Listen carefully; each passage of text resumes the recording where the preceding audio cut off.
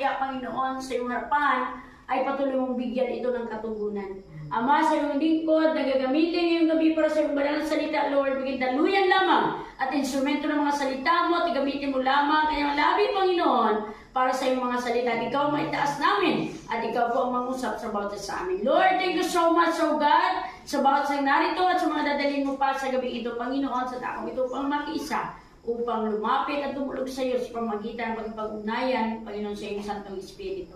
Thank you so much, O God. Ngayon pa lamang, Ama, inaangkin na po namin ang katagumpayan, kagalakan, kapayapaan, nagmumulad din sa iyo.